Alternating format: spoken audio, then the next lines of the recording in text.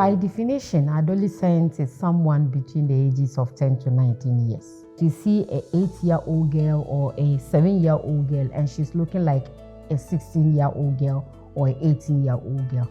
And that is where sometimes the challenges are. Because of the changes that occurs to them, they want to act according to the changes that occur to them. It is taught outside that if you introduce contraceptives to an adolescent, you are giving him or her the license to go about and have sex freely, which is not true. It's just an assumption.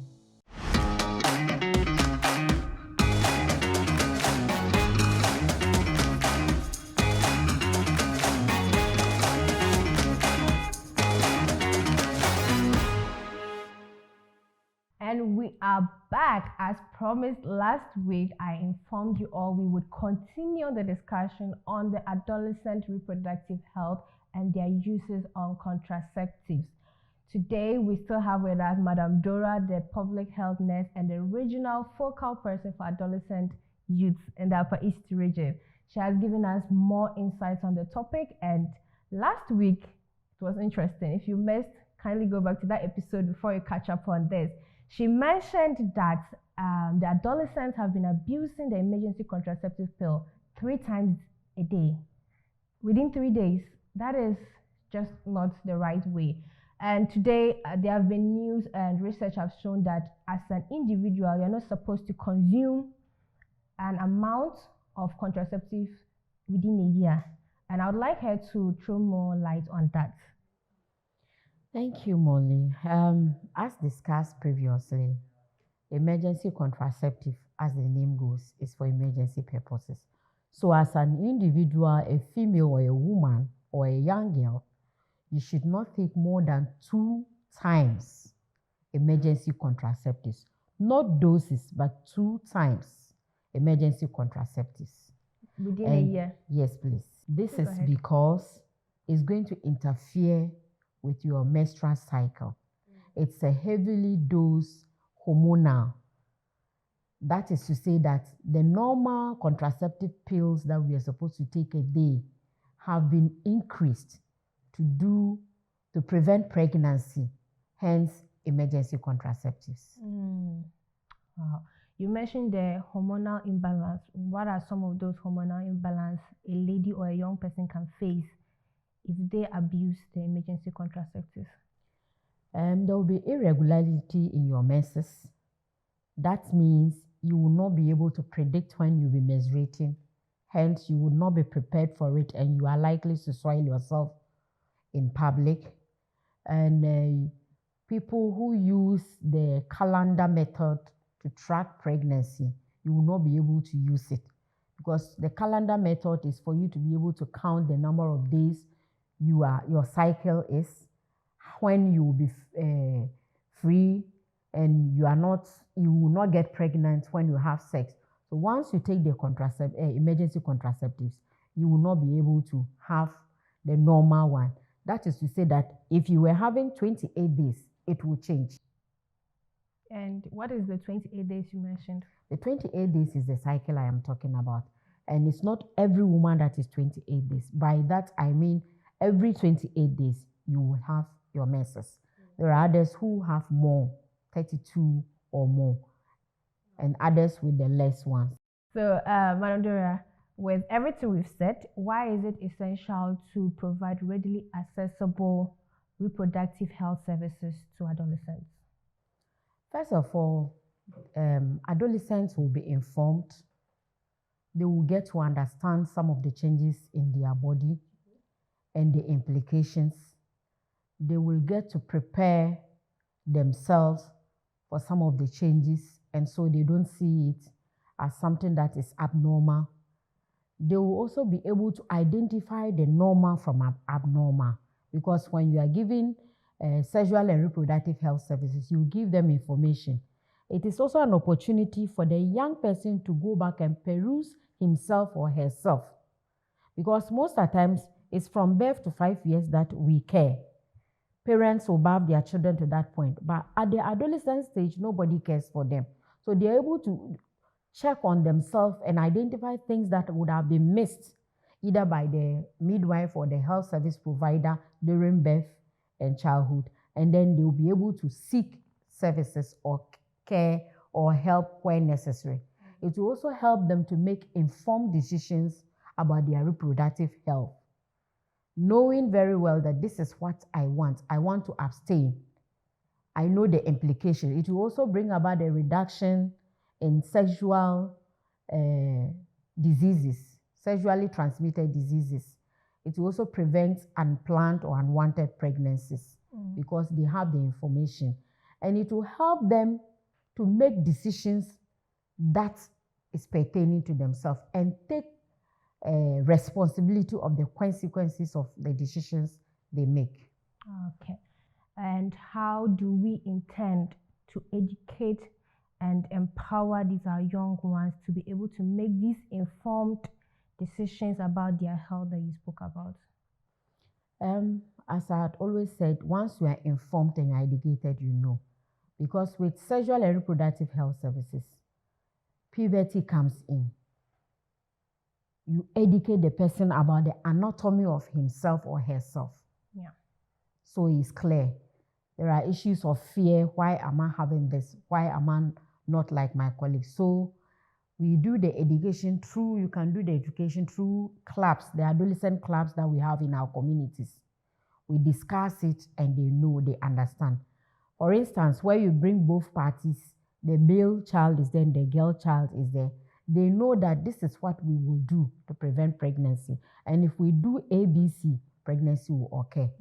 And if we cannot abstain, then at the end of the day, let's look for ways to practice safe sex. And by safe sex, it's not only when you have sexual intercourse that you can have, we call safe sex. They can change it, instead of having sex, patting each other on the back, touching each other as in healthy touch, embracing each other, and that one alone is safe sex. In that case, they do not indulge into something that will lead them to get to pregnancy or even HIV. There's also going to be a point where the girl child, when he's in school, is supported by the boy child. I needed to also add that the issues of sexual and gender-based aspect for menstrual hygiene is also something that will be gone. In that a girl menstruates and soils herself, then the girls are making fun of her. But once you do that sexual education, they understand that it's a normal phenomenon. And so if a girl comes into the school and soil herself, I as a boy can support the girl by helping her with my pullover to go and change. So it is easy for a boy to be able to alert a girl that, oh, you've soiled yourself. Can you go and change? In that case, the support is there. And that discrimination, bullying, and making fun of each other in the schools would also stop. When it comes to contraceptives or sexual reproductive health, more emphasis is placed on the girl child. What is the role of the boy child in this situation or scenarios? In time past, it is seen that once it's the girl that gets pregnant, why not handle only the girl? But currently, it is proving that the girls, it takes two to become pregnant. Hence, the boys are being empowered in the adolescent clubs with the mentorship programs in the communities. We have the boy-child mentorship program and then adolescent girls mentorship program, where they are also given opportunity to learn. We've also had training sessions for peer educators at Ghana Health Services, where we brought the two together. And during the training, sometimes we ask the young boys to describe the sexual figures of a girl or the developmental processes in a girl, and ask the girls to do same for the boys. In this case, you have opened up a conversation for them to understand. So the boy child is not left out. The problem we have is those in school are easily gotten. But those who have left school and they are in apprenticeship, and then that's where the problem is. And with most of them, they are into communities that have galamsey. They are always found there. We also go there and then share condoms with them. We do advocacy and we talk to them with it. And they come freely. It's very easy for a young boy to come up front during SRH engagement and collect a condom. But it's not easy for a girl to come out and collect a condom. This is the community barriers I was just talking about. So with the boy child, we are engaging them. It's just that the challenge is with those in out of school. But I am sure that with the mentorship program in the communities, we'll be able to get down some information. Okay. Also, engaging parents to start it from home. I would always ask a parent, when was the last time you walked and bought a pad for your girl child? You buying the pad for the girl child, what about the boy? It's not out of place for you to give money to your boy child to go and buy a pad for your daughter. And then they grow up with that habit Exactly. of not shying away. Exactly. Okay. So, as a public health nurse, what advice would you give to the adolescents watching you?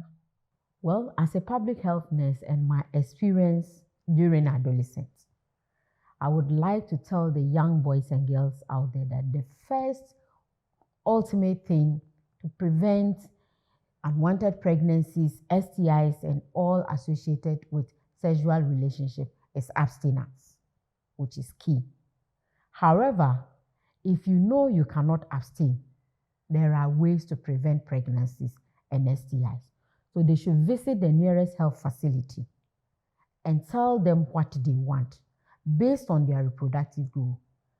And then examination for eligibility, they will be able to give them the commodity that suits them to prevent pregnancy and also prevent STIs. And as an adolescent watching you, thinking about one day starting to use contraceptives, what advice would you give to the adolescents? An adolescent watching me, I would advise them to try to look at themselves and question themselves by going to the right persons to seek for help. People are out there as service providers.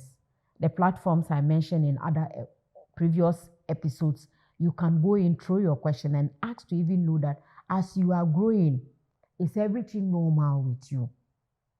You don't have to wait when you get to adulthood and start having issues.